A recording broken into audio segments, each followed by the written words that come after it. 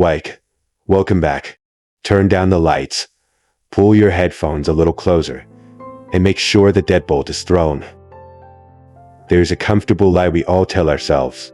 We believe that if we seek out the forgotten places of the world, the abandoned lots, the deep swamps, the snow-draped mountains, we will find peace. We think isolation means safety. We think that if we stray far enough from society, the only thing waiting for us in the dark will be silence. But silence is rarely empty. Sometimes, the places we think are abandoned have merely been claimed by something else. Something that does not want to be disturbed. Something that is perfectly willing to remind you that you are trespassing.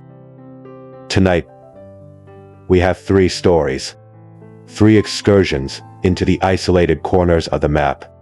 3 harsh reminders that when you step into the abyss, you are never truly alone. Story 1. The Orange Glow. If you grew up in a dying town, you know the feeling of claustrophobia that comes with it. The kind of town where the only real estate investments are pawn shops and liquor stores, and the best thing you can do on a Friday night is find a place to hide. For my friends and me, back in high school, that hiding place was a ghost of a baseball field. It's at rotting behind an abandoned grade school, pushed right up against a dense, impenetrable wall of woods. It was miles from the center of our already desolate town, effectively located in the middle of nowhere. We always operated under the assumption that one day we'd hike up there and find bulldozers tearing the rusted chain-link fences out of the earth. But the construction crews never came. The town was too broke to care, and the land was too worthless to sell. It was ours, and because no one else wanted it, it was our sanctuary. A lot of the guys in our group didn't have the easiest lives at home. My friend Tim, for instance, had a mother who treated the local police dispatcher like her own personal customer service line, calling the cops on him for the slightest perceived infractions. But out at the field, out there, the rest of the world couldn't touch us. We spent countless humid summer nights sprawled across those decaying, rusted bleachers, smoking cheap cigarettes, staring up at the bruised purple sky, and talking about absolutely nothing, just to pass the time. I love that dirt diamond. We all did. But looking back, there was an undercurrent of dread that I always tried to ignore. Despite the school being boarded up and the field surrendered to weeds, there was one single, towering lamppost standing right beside the bleachers that somehow still drew power. It bathed the metal benches in a sickly, jaundiced orange hue. Because it was the only source of illumination for miles, it didn't light up the field so much as it put us on a stage. We would sit in that suffocating pool of orange light, entirely blinded to what lay beyond it. Whenever I caught a strong buzz, my eyes would drift to the jagged tree line just a few dozen yards away. The woods were a wall of absolute, pitch-black nothingness. I used to sit there, a cold sweat prickling the back of my neck, realizing how completely exposed we were. Anyone or anything could be standing just a few feet inside the tree line, watching us laugh, watching us breathe, and we would be completely oblivious. I used to wonder how many times we were observed from the dark. Now I know the answer is greater than 0. It started in the early weeks of summer. My friend Johnny and I had made plans to meet up at the field. I must have left my house early, because when I pulled into the cracked asphalt of the school parking lot, his car wasn't there. Rather than wait in the sweltering heat of my vehicle, I decided to take the walk through the woods alone. This was an unspoken violation of our group's rules. We projected a lot of bravado, but none of us actually liked walking through that specific stretch of trees by ourselves at night. Still, I was feeling adventurous. I wanted the thrill. I navigated the overgrown path, the dry leaves crunching like shattered glass under my sneakers, until I emerged into the orange glow of the field. I sat on the bleachers. I waited 10 minutes. The silence was heavy, broken only by the hum of insects. When Johnny still hadn't arrived, I sparked up, figuring he was just running late. 30 minutes passed. The thrill of being alone entirely evaporated, replaced by a creeping, icy paranoia. Every snapping twig in the woods sounded deliberate. Every gust of wind felt like breathing. My skin crawled. I pulled out my phone and shot him a few texts. Mike. I couldn't take the exposure anymore.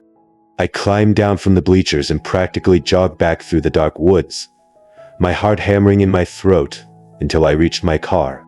I sat in the driver's seat with the doors locked for another 10 minutes, waiting for headlights that never came, before finally driving home in a foul mood. When I woke up the next morning, my phone was empty. No texts from Johnny.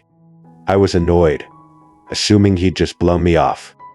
But that annoyance hardened into genuine concern later that afternoon when my mother casually asked if I'd seen him lately.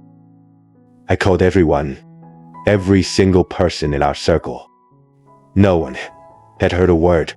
The realization set in like a stone in my gut. The last time any of us had seen him was tonight's prior, out at the baseball field. Days bled into a week. The whispers in our small town erupted into a full-blown panic. Search parties combed the woods, sweeping through the trees with high-powered flashlights and search dogs. My friends and I joined several of them, screaming his name until our throats wore out. But the woods gave nothing back. Johnny was gone. The body was never found. I tried to lie to myself. I tried to build a narrative where Johnny, who always complained about the claustrophobia of our dead-end town, simply packed a bag and hitchhiked out to see the world. But that was a fairy tale. Johnny was impulsive, yes, but he wasn't cruel. He would have left a note. He would have left it on the bleachers, tucked under a rock where only we would find it. A month passed. The search efforts died down, replaced by missing posters slowly fading in the summer sun. The grief inside me festered into a blind, reckless anger. One night, driven by a morbid compulsion I still don't understand, I drove back to the abandoned school. I walked the path through the woods alone. I didn't care if a wild animal tore me apart in the dark. I just wanted to be back at the last place it felt like my friend was alive. As I reached the edge of the tree line, stopping just short of the orange glow, my breath caught in my lungs. There were people on the bleachers. For a fraction of a second, my heart leapt, thinking it was the guys, thinking they had the same idea as me. But as my eyes adjusted to the jaundiced light, the relief shattered. I had never seen these people before in my life. There were 4 of them. 3 were seated on the metal benches, utterly completely motionless. They were talking. They weren't smoking. They were positioned like macabre statues, staring blankly out into the empty dirt of the infield. But it wasn't the statues that made my blood run cold. It was the 4th man. He was at the bottom of the bleachers, and he was moving. He was skipping, dancing, even twirling around in the dirt with a sickening, fluid grace. There was a manic, unnatural joy radiating from him that made my stomach churn. I tried to rationalize it, told myself he must be a junkie high out of his mind on something synthetic. But a darker, deeper instinct told me otherwise. This wasn't a drug trick. This was pure, unadulterated psychopathy. The worst part was his face. As he spun through the orange light, I caught glimpses of his features. It was a face I knew. It was like a fragmented nightmare where you recognize someone but cannot access their name. I knew him, but my panicked brain couldn't place from where. A primal terror seized me. I took a slow, agonizing step backward into the shadows of the trees, praying I hadn't snapped a twig. I turned and fled, moving as swiftly and silently as my shaking legs would allow, constantly looking over my shoulder to see if the dancing man was skipping through the woods behind me. I broke through the tree line and hit the asphalt of the parking lot. I reached my car, my hands fumbling violently with the keys. Like my instincts screamed at me to slam it into gear and peel out, but as I turned the ignition, my eyes swept the dark expanse of the lot. Way in the back, tucked into a neglected corner, was a Connor. It was Johnny's car. I knew the make, the model, the silhouette. Mike, my heart pounded against my ribs like a trapped bird. But before I could even process what I was looking at, the headlights of the parked car suddenly violently flicked on, cutting through the dark directly toward me. I didn't think. I threw my car into reverse, stomped the gas, and fled into the night. I told my friends everything. They listened, their faces pale, but they didn't know how to process it. They thought the grief was making me see things. I stopped going to the field entirely. The sanctuary was dead. Late that July, trapped in a melancholy stupor, I pulled out our high school yearbook. I was flipping through the pages, just wanting to see Johnny's face to remember what things felt like before the world broke. I turned to a 2-page spread of candid sports photos. And there he was. Not Johnny. In the deep background of a basketball photo, pushing a wide broom across the gymnasium floor, was the janitor. I stared at the glossy page, the air leaving my lungs in a rush. Mike, the bone structure. It was the dancing man. I went straight to the police. I sat in a sterile interrogation room and sounded like an absolute lunatic, pointing at the yearbook and raving about dancing men and missing cars. To their credit, they actually ran the janitor's information. Days later, a detective called me. His voice was grim. The name the school had on file was a dead end. The social security number was a phantom. They dug through public records, background checks, everything. The man did not exist. He was a ghost who pushed a broom in our school, watching us, listening to us, blending into the background until he decided to step out. The summer began to rot into autumn. I went back to the field one last time with a few of the guys, but the magic was entirely gone. Every time I looked into the yawning black abyss of the woods, I felt an oppressive, suffocating weight. I knew what was out there now. I never returned. But the nightmare wasn't quite finished with me. Weeks later, in the pale, gray light of early morning, I walked into a local dunk in donuts. I was exhausted, practically sleepwalking toward the counter when I glanced at the seating area. Sitting at a small table, sipping a coffee, was the janitor, the dancing man. Mike. My blood froze in my veins. I stared at him, my mind desperately trying to convince me it was a coincidence, a look-alike. But then, he slowly turned his head. He locked eyes with me, and he smiled. It was a slow, knowing, terrible smile. He calmly stood up, tossed his cup into the trash, and walked briskly out the front door. Mike, my paralysis broke. Rage and adrenaline flooded my system. I sprinted out the doors after him, bursting into the cool morning air, just in time to see him slipping into the passenger seat of a car, idling by the curb. The driver immediately gunned the engine, tearing out of the parking lot before I could even cross the pavement. But as the car sped away, the morning light hit the rear bumper. The car was a sleek, freshly painted black, but the license plate hadn't changed. 4 P C 2 White 7. It was Johnny's plate. It was Johnny's car. They had taken it to a chop shop, painted over the old color, and kept it. And I had seen it that night in the school parking lot, sitting in the dark, and I had run away. I never saw the janitor or the car again. The police had nothing to go on. Now, years later, it's just a memory that festers in my mind.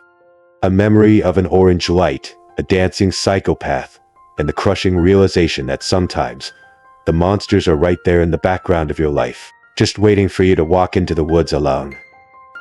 Story 2, 40 miles from nowhere. Light. They call it Tate's Hell. It's a sprawling, suffocating expanse of state forest in the Florida Panhandle, defined by murky swamps, dense pine flatwoods, and absolute, unforgiving isolation. The local folklore says the forest turned its name in the 1800 seconds when a settler named Sib Tate wandered into the wetlands tracking a panther, lost his way, and vanished into the muck. They say the land is cursed. But if you're a 20-something intern buried in data sheets at the Kennedy Space Center, you don't care about 19th century ghost stories. You care about the sky. It was the summer of 2024. My 3 friends, Jake, Sam, Marcus, and I were suffering from severe burnout. We were staring at computer monitors for 12 hours a day, crunching orbital, mechanics and telemetry data. We needed a reset. We needed to see the stars, not as data points, but as a sprawling, untainted canvas. We scoured light pollution maps until we found a massive void in the panhandle. Detail. Our plan was simple. We rented a small, comfortable Airbnb cabin near Apalachicola, roughly 30 miles from the edge of the forest. The idea was to use the cabin as a base camp, driving deep into the state forest in the dead of night to set up our telescope, far away from the glow of civilization. Friday evening, after clocking out, we loaded up my Tesla Model Y and Marcus' Mustang. We didn't bother with tents or sleeping bags.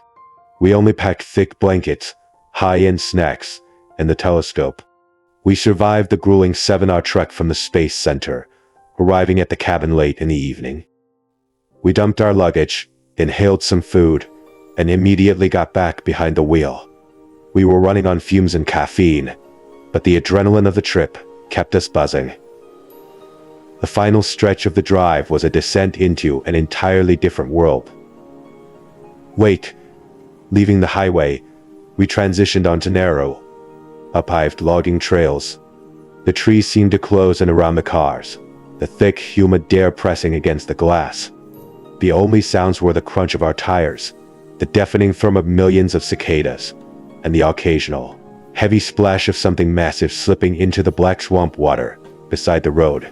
Cell service died completely 20 miles back.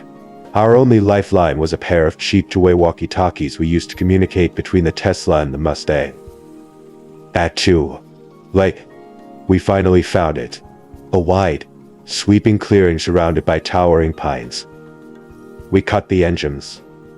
But the silence that rushed in was heavy and wet. We stepped out of the cars and looked up.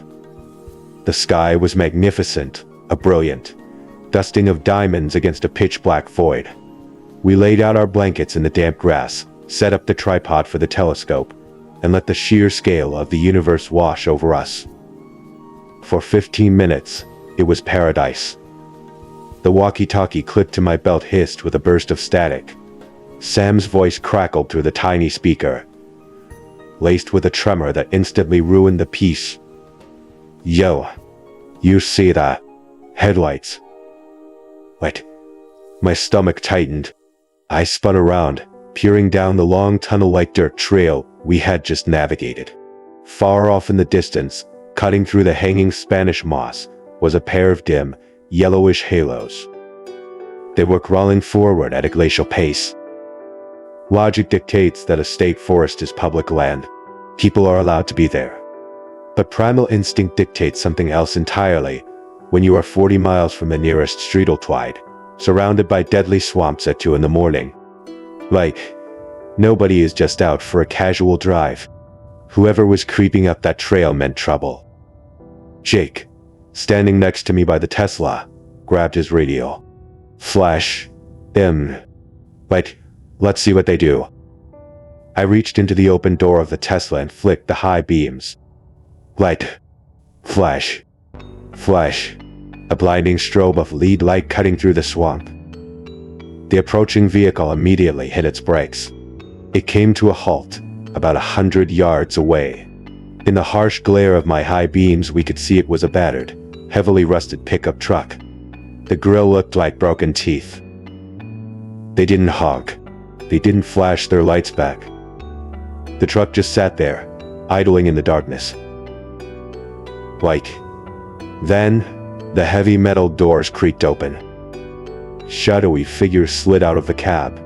In the glaring backlighting, I couldn't make out faces or details, just the wide, imposing silhouettes of 2, maybe 3, large men. They didn't walk toward us.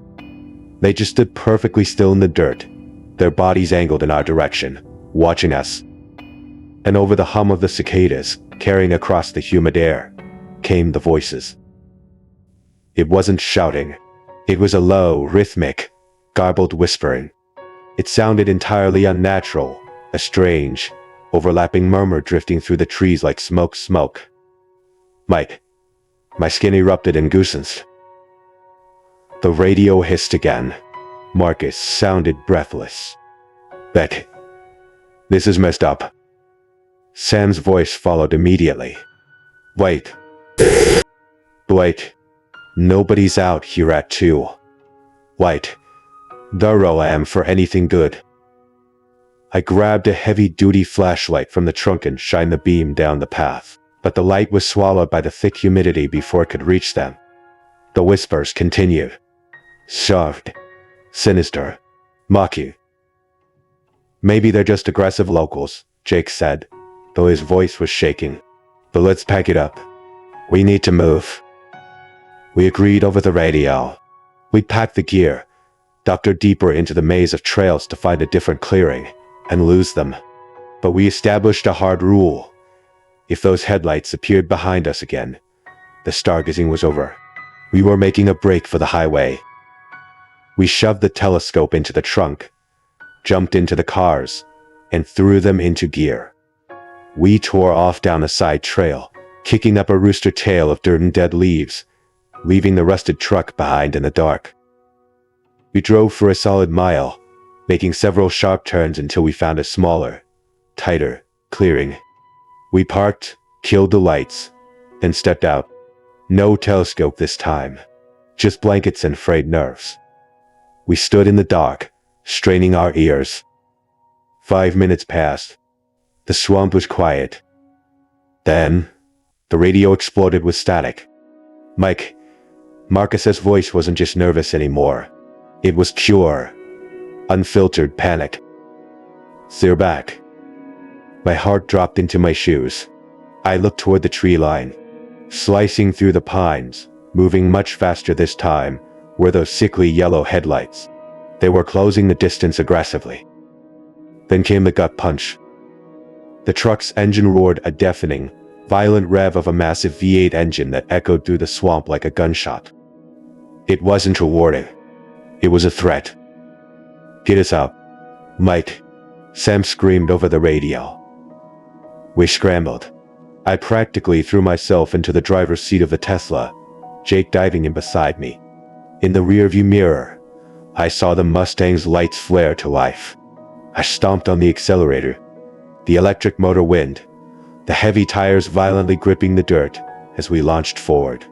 Branches whipped against the windows, the undercarriage violently scraping against exposed roots and jagged rocks. I checked the mirror. The rusted truck was right behind the Mustang, its high beams completely blinding Marcus's cabin. Mike. Marcus, you good? Jake yelled into the radio. Static hissed back, followed by Marcus screaming, "They're right on my bumper. They're right there."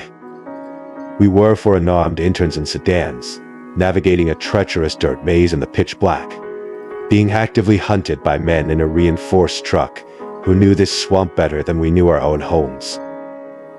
I pushed the Tesla dangerously hard, drifting around blind curves, the tires slipping on the damp earth.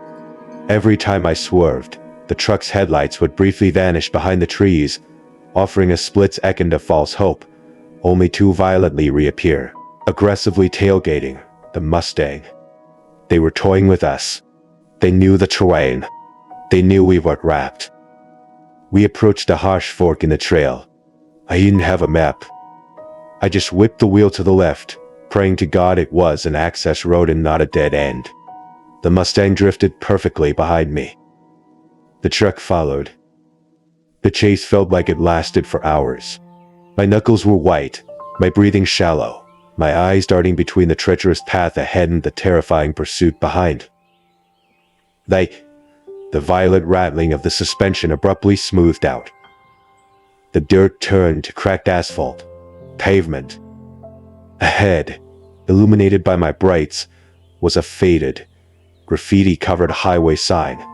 We had breached the edge of the forest. I slammed on the brakes, pulling hard onto the shoulder of the empty highway. The Mustang skidded to a halt directly behind me. I ripped my eyes to the rearview mirror, waiting for the rusted grille of the truck to burst out of the tree line. Night. The road was empty. The forest was dark. The only sound was the clicking of our cooling engines and the gentle chirp of crickets. They had stopped at the edge of the woods. They had chased us right to the border of their territory, and then dissolved back into Tate's hell. The dark to the Airbnb was a tomb of silence. We didn't play music. We barely breathed. When we finally unlocked the cabin door, we practically barricaded ourselves inside, flinching at every shadow outside the windows. Who were they? Meth cooks protecting a hidden lab? Poachers? Or was it something older, something tied to those garbled voices in the dark? We never found out. We never went back to the Panhandle. We returned to the space center and buried ourselves in satellite data, pretending it never happened. But the wilderness leaves a mark on you.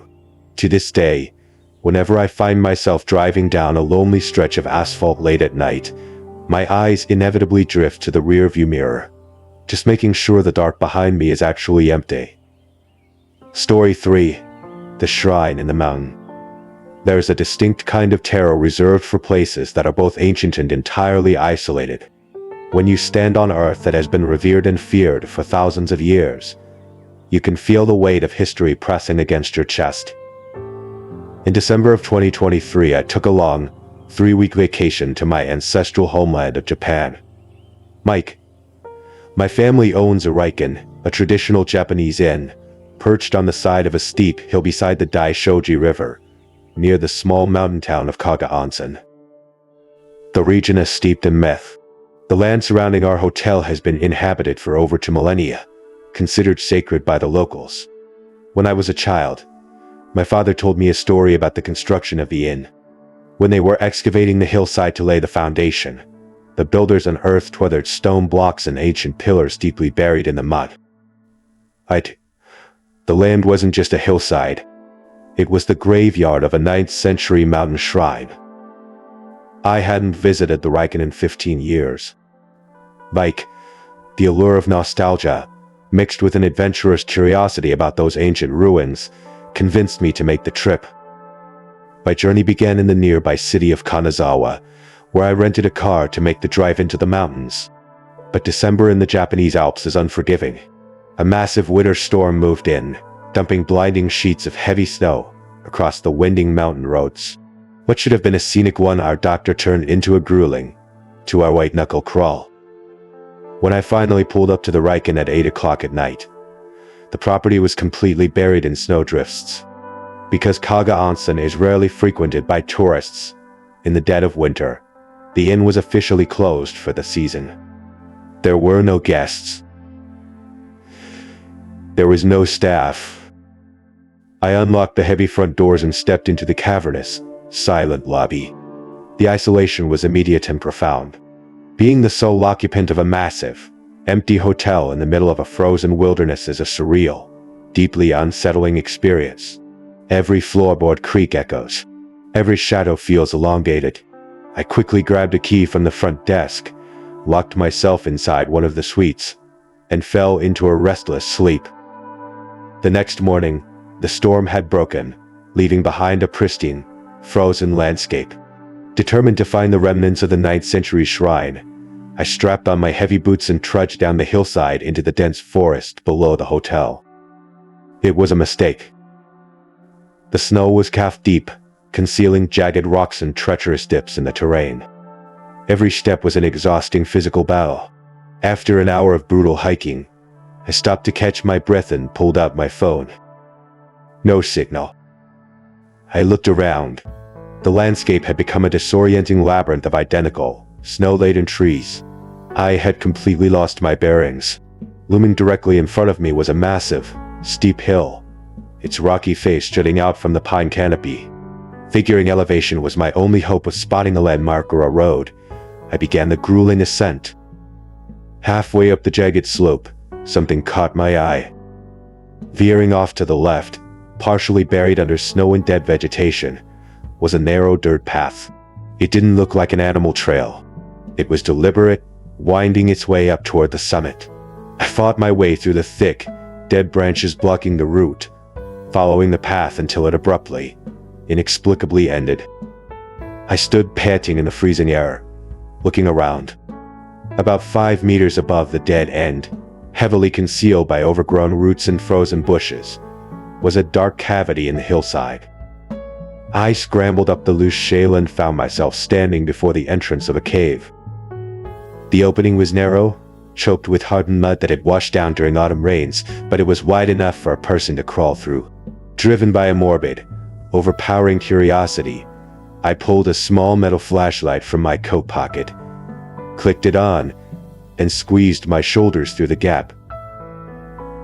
But the moment I breached the interior, the temperature dropped, and an overpowering stench assaulted my senses. It was foul, musky and dry. The only way I can describe it is the dense, unwashed odor of a wild animal enclosure at a zoo, but magnified tenfold. I swept my flashlight across the dark. I was standing in a small, damp alcove. The space was completely bare, save for one object resting dead center on the cavern floor. A massive, rectangular block of hand-carved stone. An altar. My heart began to beat a little faster. I stepped past the block, moving deeper into the throat of the cave, until the narrow passage opened into a remarkably large, domed stone chamber.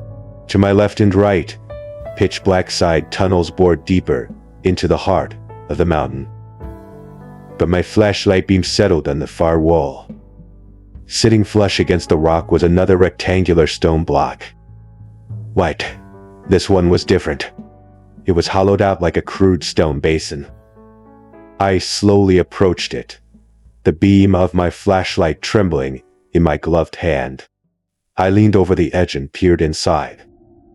Resting at the bottom of the basin, coated in centuries of dust, was a pile of human bones. A cold shock radiated through my chest. I stared at the yellowed fragments of skulls and femurs. Scattered amongst the remains were dozens of ancient, heavily oxidized bronze coins, the distinct kind with perfect square holes punched through the center. And resting diagonally across the bones was a long, rusted strip of steel. I couldn't look away. Driven by a strange, almost hypnotic trance, I reached my hand down into the burial basin and picked up one of the ancient coins. It was heavy, cold, and corroded, but I could still feel the faint indentations of ancient characters stamped into the metal. Before I could inspect it further, a sound shattered the silence. Crash. It was violent and heavy, echoing from deep within one of the black side tunnels. I violently whipped my flashlight toward the tunnel entrance. The beam cut through the dark, revealing nothing but jagged rock. But the air suddenly changed. The animalistic stench violently intensified, thickening until it felt toxic to breathe. And beneath the musk, I smelled something else. Wick. Survival instinct hijacked my brain. I dropped the bronze coin. I reached into the basin and seized a long piece of rusted steel, gripping it like a baseball bat. In the light of my sweeping beam, I realized what I was holding. The heavy, broken blade of an ancient sword. I began taking slow, measured steps backward toward the cave entrance, my eyes glued to the black mouth of the side tunnel. White. Then, the drumming began. Thump. Light. Thump. Light. Thump. It was a deep, rhythmic, percussive pounding vibrating through the walls of the cave. It sounded like someone striking a massive high drum, deep in the bowels of the mountain. The tempo began to increase. I lost my mind. I turned and sprinted for the exit. I threw myself through the narrow gap, tearing my jacket on the rocks. As my boots hit the snowy ledge outside, I swear to God I felt the entire hillside vibrate beneath my feet. A low, Mechanical shudder that sent a shockwave up my spine. I didn't try to navigate down the path. I simply jumped. I tumbled down the steep, snowy embankment, crashing brutally through dead wooden briars. The ancient steel blade slipped from my grasp, vanishing into the deep snow, but I didn't even pause to look for it. I scrambled to my feet and ran blindly through the forest, the adrenaline numbing the freezing cold. I ran until my lungs burned. I ran until the trees suddenly parted, and I spilled out onto the shoulder of a paved mountain road. I collapsed into a snowbank, gasping for air, staring wildly back into the tree line. Minutes later, a pair of headlights cut through the gloom. I threw myself into the road, waving my arms frantically. The driver almost didn't stop, clearly terrified by the wild-eyed, snow-covered man blocking his path. But my sheer desperation convinced him to unlock the door. Once inside the warm cab, shivering violently, I learned I had run nearly 4 miles from the Riken. He drove me back to the inn. I didn't even bother taking off my boots. I ran to my suite, shoved my belongings into my suitcase, and sprinted to my rental car. The silence of the empty hotel was no longer peaceful. It was a threat. I drove straight back to Kanazawa through the darkness and booked a room in a crowded, modern hotel. I thought the nightmare ended when I left the mountain. But I was wrong. 2 months later, in late February, the Riken was preparing to open for the spring season. I received a text message from my father. He told me the police were at the property. Someone, or something, had broken in through a first-floor window while the building was empty. But it wasn't a robbery. The office wasn't touched. The expensive artwork wasn't stolen. The registers were intact. The intruder had walked through the silent hotel, ignoring every single door, until they reached the specific suite I had slept in. The thick, solid wood door of my room had been violently smashed inward. The police noted that the damage wasn't caused by an axe or a hammer. It was pulverized by repeated strikes from a heavy, blunt metal object. I don't know what resides in the tunnels beneath the Daishoji River. I don't know what was guarding that shrine, or if it picked up the blade I dropped in the snow. But I know this: I will never, ever go back to Kaga Onsen. Welcome, listeners, to another descent into the shadows. Settle in, pull your blankets a little tighter, and lock your doors. We all know the night shift, the graveyard hours. It's a time when the rest of the civilized world is tucked away in their beds, dreaming. But for a select few, the security guards, the gig workers, the fast food employees, the hours between midnight and dawn are a stark, waking reality. The night changes things. The air gets colder, the silence gets heavier, and the boundaries between safety and absolute terror begin to blur. Tonight, we are exploring for harrowing tales from the people who keep the world turning while the rest of us sleep. For isolated souls who discovered exactly what, or who, is waiting out there in the dark. Our first story takes us to the greasy, neon-lit perimeter of a late-night Dr. Through. Tale 1. The Midnight Benefactor. Thomas was 24 years old. Just a regular guy trying to make ends meet. He spent his days playing video games and his nights bathed in the harsh, flickering fluorescent lights of a local fast food franchise. For 2 years he had worked the late shift, 0 p.m. to 4 a.m. He considered himself a night owl, so the grueling hours didn't grind him down the way they might break someone else. It was a quiet existence. Unremarkable. Safe. Or so he thought. The descent into paranoia began with an utterly mundane transaction. It was past midnight, and the restaurant was skeleton crude, leaving Thomas completely alone at the drive-through window. A car rolled up to the speaker box. The voice crackling through the cheap intercom was male, flat, and entirely unmemorable. He ordered a large double cheeseburger combo and a soda. When the vehicle pulled up to the first window, Thomas noticed the heavy, pitch-black tint on the windows. The driver only rolled the glass down an inch or two, just enough to push a credit card through the narrow gap. Thomas processed the payment, slid the card and the receipt back into the darkness of the vehicle, and turned to prepare the bags. But when he looked back, the car was gone. The driver hadn't pulled forward to the second window to collect his food. He had simply driven away into the night. Thomas stood there for several minutes, the warm bag of food in his hands, staring out at the empty asphalt, expecting the taillights to circle back around. They never did. Shrugging it off as the bizarre behavior of a late-night wanderer, Thomas eventually set the bag aside and ate the meal himself. 7 days later, the exact same scenario played out.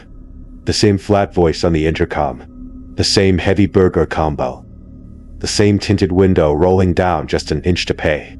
And, once again, the driver vanished before collecting his food. Thomas chuckled to himself. It was bizarre, sure, but he didn't connect the sinister threads weaving themselves around him. It wasn't until the third identical encounter that the cold reality dawned on him. This was the same man, performing the same inexplicable ritual. Thomas realized something highly unusual was happening, but he chose to look the other way. After all, a stranger was essentially buying him a free, hot dinner every few nights. Wait. This bizarre routine became the rhythm of his late shifts. Every 4 or 5 days, between the desolate hours of 1, light, 0 and 3, white, ghost in the tinted car, would purchase a meal and vanish. Thomas actually began to anticipate the visits. Then came the night that shattered his reality. It was 2. Light, 0 am. The familiar crackle of the speaker box echoed in the empty restaurant. The flat voice ordered the usual meal. Thomas smiled, already anticipating his free dinner. But then, the voice lingered on the intercom. The static hissed, and the man said something that made the blood freeze in Thomas' veins. "I hope you've been enjoying those burgers, Mr. Hurley." Thomas stopped breathing. His last name was Hurley. He did not wear a name tag that displayed his surname. His full name was not printed on receipts, nor was it posted anywhere a customer could possibly see it. There was absolutely no logical way this faceless stranger, sitting in the dark drive-through lane, could know his identity. Panic seized him. Thomas grabbed the headset, stammering, demanding to know who was there. He frantically asked, "Who is this?" over and over into the microphone. Silence. The driver didn't even pull up to the window to pay this time. Thomas heard the deep, guttural rev of an engine, and the car sped off into the night. For the remainder of his shift, Thomas was a prisoner to his own terror. Every shadow outside the window looked like a threat, but the true horror was waiting for him when he finally clocked out and went home. As he approached his front door, he noticed a small piece of paper resting on his welcome mat. It was a handwritten note. The scrawled letters read, "I know what you did. You have 3 days." Thomas felt physically ill. His hands trembled as he stared at the paper. Wait, what had he done? He was a 24-year-old fast food worker who played video games on his days off. He had no dark secrets, no hidden enemies, no underground debts. He spent that entire night sitting rigid on his living room couch, every light in the house blazing, waiting for a monster that never came. But the stalker was merely playing with his food. The very next night, the tinted car returned to the drive-thru. There was no burger order this time. The flat voice simply instructed Thomas to write down an address. It was a remote location on the absolute fringes of the town. Before Thomas could even process the demand, the voice delivered an ultimatum. Thomas had exactly 48 hours to deliver $10,000 in cash to that address. Then, the car peeled away. Thomas was practically vibrating with fear. $10,000. He barely had enough in his checking account to cover rent. He couldn't pay it, and he refused to go to that isolated address. He convinced himself it was an elaborate, cruel prank orchestrated by someone he knew. He decided to ignore the extortion. It was a fatal mistake. 3 agonizing nights passed. Thomas began to let his guard down. He was sitting in his living room, watching television, trying to convince himself the nightmare was over. Suddenly, a deafening crash ruptured the quiet of his home. Glass exploded inward. Thomas threw himself to the floor, his survival instinct screaming that he was under gunfire. He laid there, heart hammering against his ribs, waiting for the next shot. When silence reclaimed the room, he cautiously raised his head. A large, jagged rocks, and amidst a glittering sea of shattered glass on his living room rug. By the time he peered out the broken window, the street was entirely empty. He finally called the police. He handed over the note, the address, and the terrifying timeline. The authorities investigated the remote drop-off location, but found nothing. They promised extra patrols, but without security camera footage, their hands were illegally tied. Thomas is now trapped in a waking nightmare. He has called out sick from work for days, terrified to leave his home, yet equally terrified to stay inside it. The predator knows where he works. The predator knows where he sleeps. And Thomas has absolutely no idea why he has been marked for ruin. Tale 2. The Detour. Our next story takes us away from the city lights, out onto the desolate, winding roads that snake through the forgotten outskirts of civilization. The narrator of this tale was a recent college graduate, armed with a communications degree that proved utterly useless in the job market. He moved back in with his parents to scrape together some cash and a shred of dignity. He took up driving for a ride-share app. It wasn't a career, but the late-night weekend shifts, ferrying intoxicated college students home from the downtown bars, provided a decent surge of income. It was a Saturday night, pushing 1:30 a.m. He was exhausted, his eyes gritty from staring at the dark asphalt. He was seconds away from logging off the app when one final ride request pinged. The pickup was downtown, but the drop-off was a brutal distance away, deep past the edge of the suburbs. The fare was lucrative, so, despite his fatigue, he accepted. The passenger was a quiet, unassuming young woman. The 40-minute drive was entirely uneventful, but when he finally dropped her off, it was past 2. Audi found himself completely isolated in the rural darkness. Mate. No streetlight, no houses, just dense, looming woods and a long Dr. Bay highway. He turned the car around and began the solitary trek home. Roughly 10 minutes into the drive, his headlights illuminated a chilling sight. Sitting dead in the center of the narrow, 2-lane road was a parked car. Its hazard lights blinked in a slow, rhythmic, amber pulse. As he approached, he saw 2 figures standing in front of the vehicle, frantically waving their arms.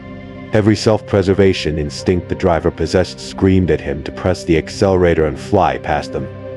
The isolation of the road practically begged for a roadside ambush, but his conscience gnawed at him. He couldn't just abandon stranded motorists in the middle of the night. Against his better judgment, he slowed to a halt, keeping a safe distance of 20 feet between his bumper and the strangers. He cracked his window just a fraction of an inch, enough to hear, but too narrow for a hand to reach inside. The strangers were a middle-aged couple. Their presence somewhat eased his racing heart, but the moment the woman began to speak, a deep, primal unease washed over him. Her energy was manic, almost theatrical, but beneath the frantic gestures, her words felt Mervinguum rehearsed, as if she were reading lines from a script.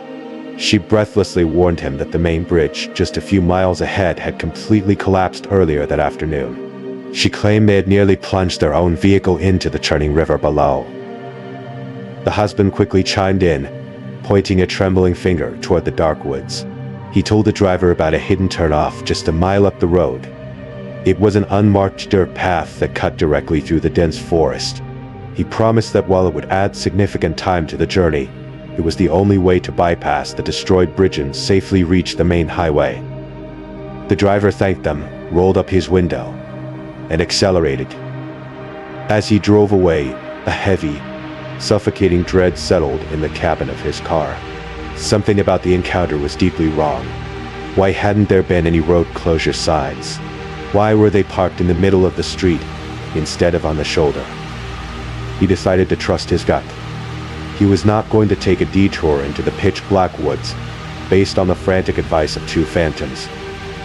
A mile later, his headlights caught the exact turn-off the husband had described.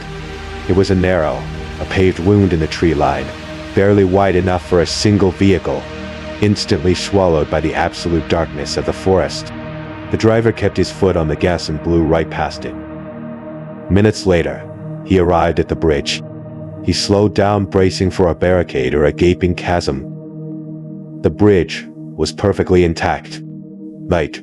There was no damage, no collapse, no police tape. He drove across the concrete span without a single issue and reached the highway safely. The driver made it home, but sleep evaded him. His mind raced with terrifying scenarios. What would have happened if he had turned his wheels onto that dark dirt path? Who was waiting in those woods? Days later, the agonizing curiosity overpowered his fear. He made a foolish decision. He got back into his car and drove out to that remote stretch of road. Wait, this time, the sun was high in the sky. The bright daylight stripped the landscape of its nocturnal menace, making him feel a little less insane for returning. He retraced his exact route. The middle-aged couple and their broken-down car were nowhere to be seen. When he reached the dirt turnoff, he slowed to a crawl and pulled onto the shoulder. His breath caught in his throat. Nailed crudely to the thick trunk of an oak tree at the very entrance of the path was a freshly painted wooden sign. It read, "Dead End." That sign had absolutely not been there the night of his drive. Even in the dark, his headlights would have illuminated the bright paint. Someone had hammered it into the wood within the last few days. He sat in the idling car, staring down the dirt path. In the daylight, it looked harmless, just a tight, overgrown trail. He turned off the engine and stepped out of the vehicle, intending to walk just a few yards and to see where it led. The moment his boots crunched on the gravel, a wave of profound, paralyzing dread slammed into him. The air felt heavy. The woods were utterly, unnaturally silent. Not a bird chirping, not a leaf rustling. The driver stood frozen at the threshold of the path, his body physically refusing to walk into the tree line. He decided to listen to his instincts. He pivoted on his heel, reaching for the door handle of his car. And then, the silence of the forest was violently shattered. From deep within the labyrinth of trees, echoing down that narrow dirt path, came a scream. It was a woman's voice, a shrill, agonizing shriek of pure, unadulterated terror. The driver didn't freeze. He didn't investigate. He threw himself into the driver's seat, slammed the car into drive, and tore away from the woods, his tires spitting gravel in his desperate flight. He never went back.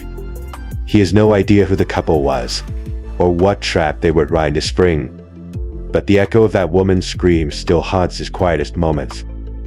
Tale 3. The Night Watchman. Our third story shifts from the vulnerability of the open road to the claustrophobic terror of being locked inside a massive, empty building. The narrator was 26 years old, earning a paycheck by working overnight security at a sprawling commercial warehouse complex. The hours were brutal, 11. Like 0 p.m. to 7. Late 0 a.m. He was the sole human being on the entire property. The facility was located in a desolate industrial park on the frozen fringe of a small city. The job was painfully monotonous. Clock in, walk the freezing exterior perimeter, retreat to the heated security office, stare at a wall of closed circuit monitors, repeat every hour until dawn. The warehouse stored bulk industrial supplies, nothing of extreme value, making the necessity of an overnight guard feel almost redundant. It was the dead of winter, A thick, silent snow was blanketing the industrial park, wrapping the complex in a muffled, freezing isolation. The guard completed his initial midnight patrol, finding all the exterior bay doors locked, tightened the property secure. He settled into his rolling chair in the office, sipping awful coffee. At 1. Light show am. The digital chime of a motion alert pulled his eyes to the monitors. It was a camera pointing at the exterior loading docks. The guard leaned in, scanning the black and white feed. The dock was completely empty. Only the heavy, swirling snow danced through the floodlights. He chalked it up to the sensitive system reacting to the heavy weather. But the alerts didn't stop. Every 10 to 15 minutes, the system chimed. The same camera, over and over. Each time he checked, the dock was deserted. But a creeping unease began to take root in his chest. The motion on the screen always seemed to trigger right at the very edge of the camera's frame.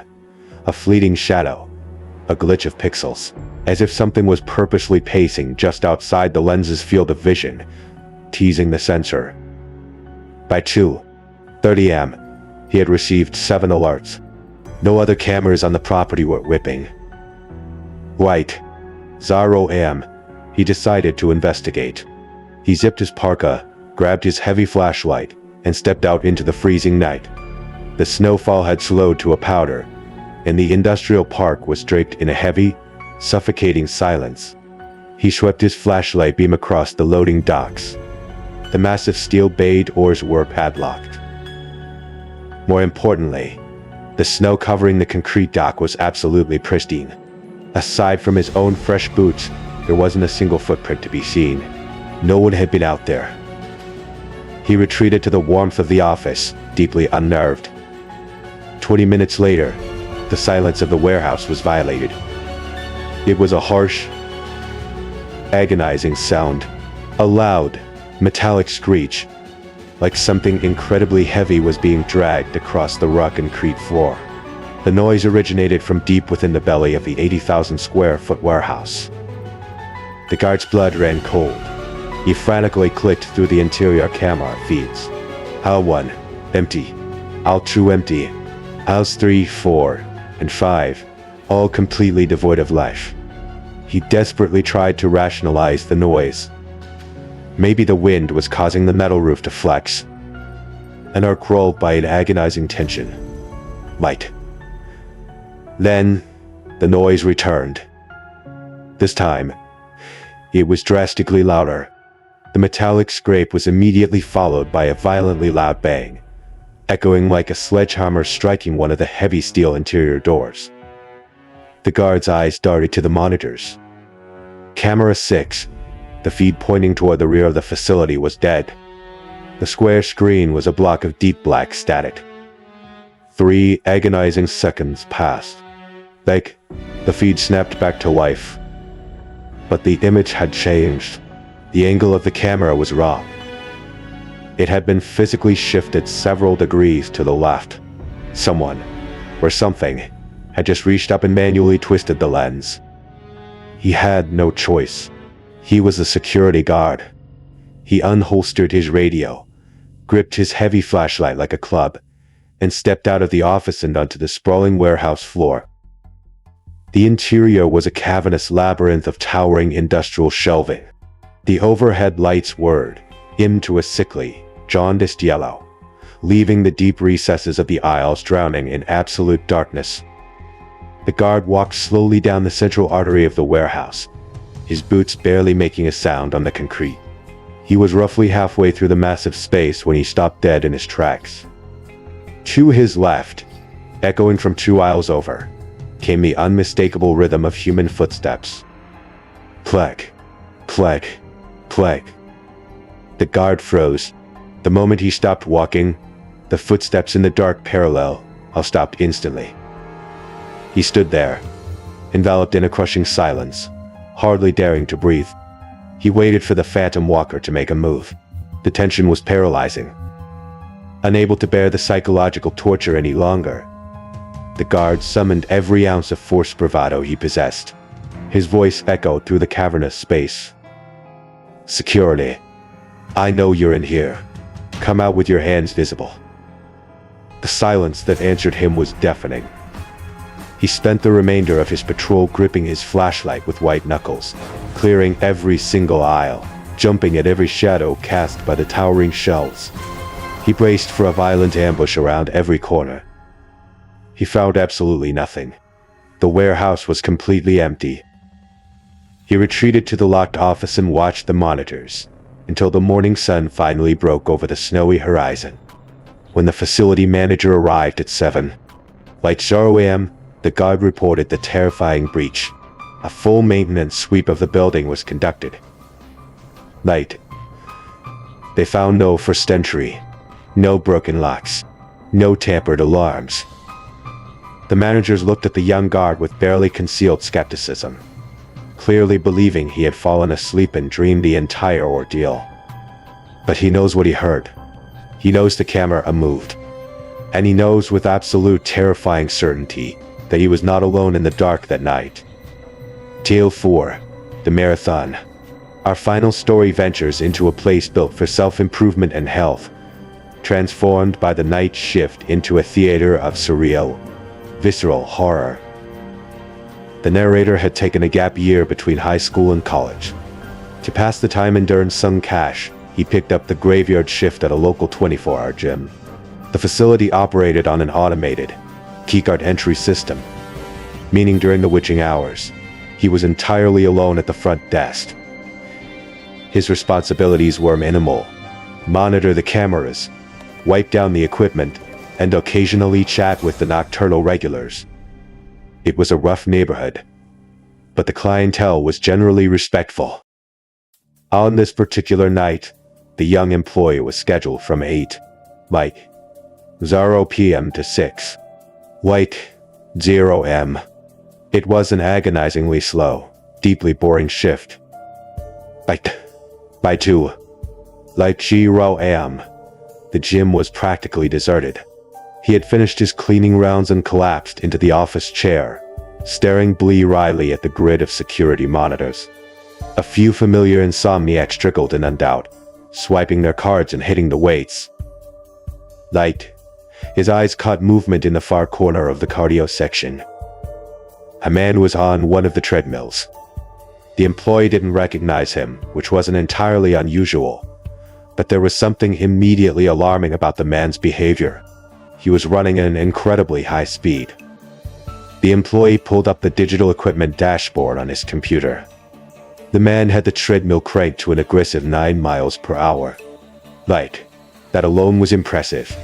But what child the employee was the duration. 10 minutes passed. Then 15. The man never slowed down. He never touched the controls. The employee leaned closer to the monitor, zooming in on the camera feed. The runner was a grotesque sight. He was dressed in filthy, ragged clothing. His long matted hair whipped wildly around his face. But the most terrifying detail was his expression. The man's face was completely paralyzed, a stone cold, emotionless as mask. He wasn't panting. He wasn't grimacing in exertion. He was simply staring dead ahead into the blank wall. The employee's eyes dropped to the running belt. What? The man was completely barefoot.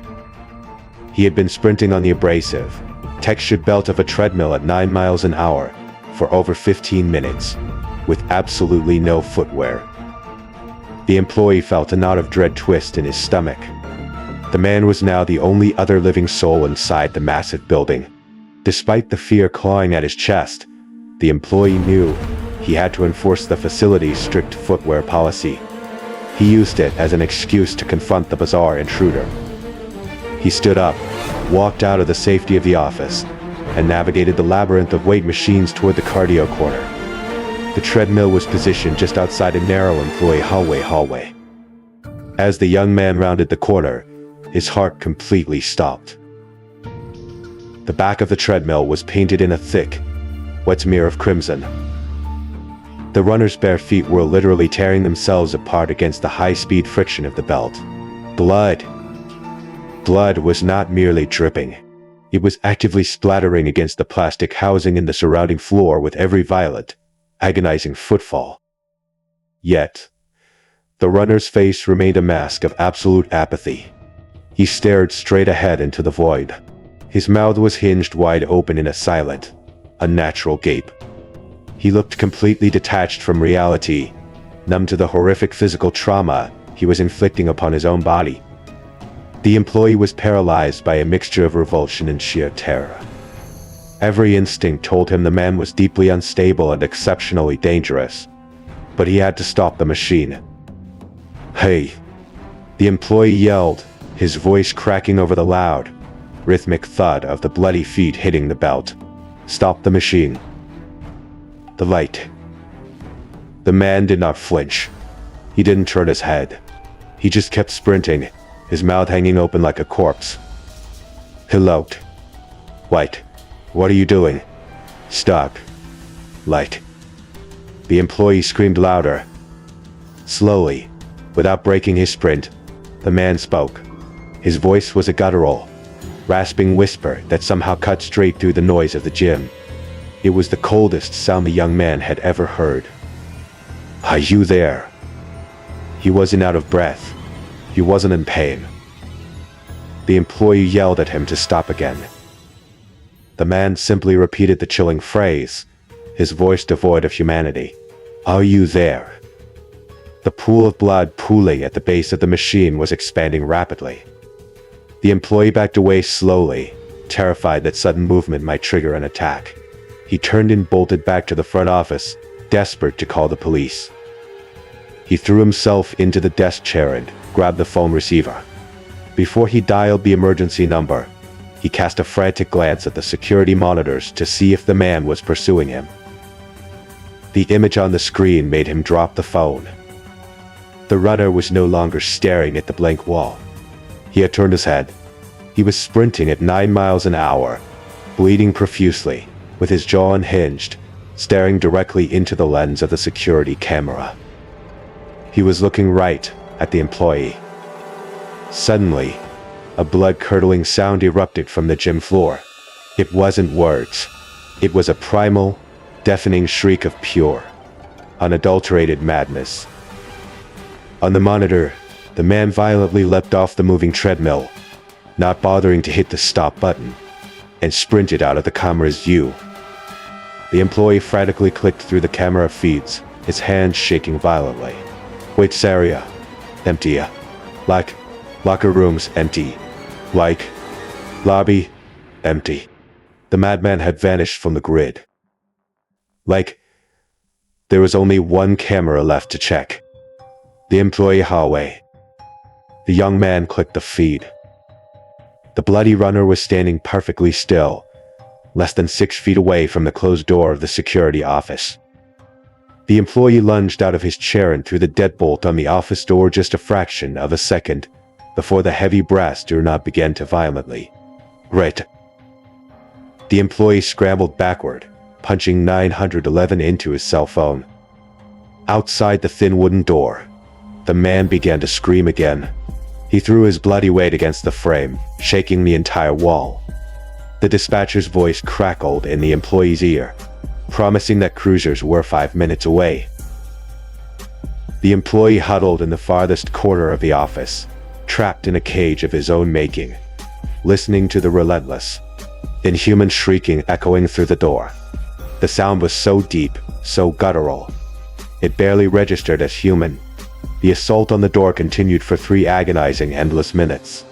The young man squeezed his eyes shut, certain the wood was going to splinter and give way to a monster. And then, just as suddenly as the madness began, it stopped. The screaming ceased. The doorknob went still. The employee slowly opened his eyes and checked the hallway monitor. The corridor was empty.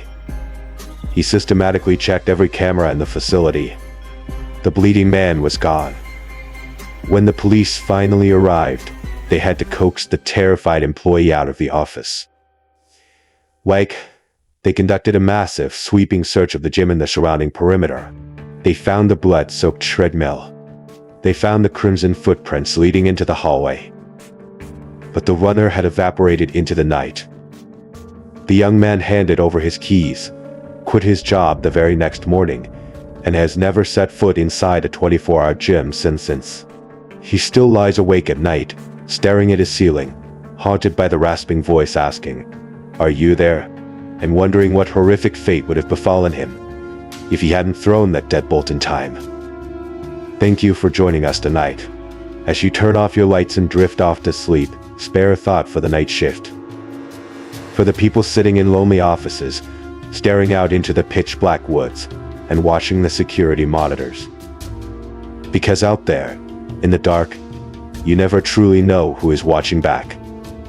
Stay safe, listeners, and keep your doors locked.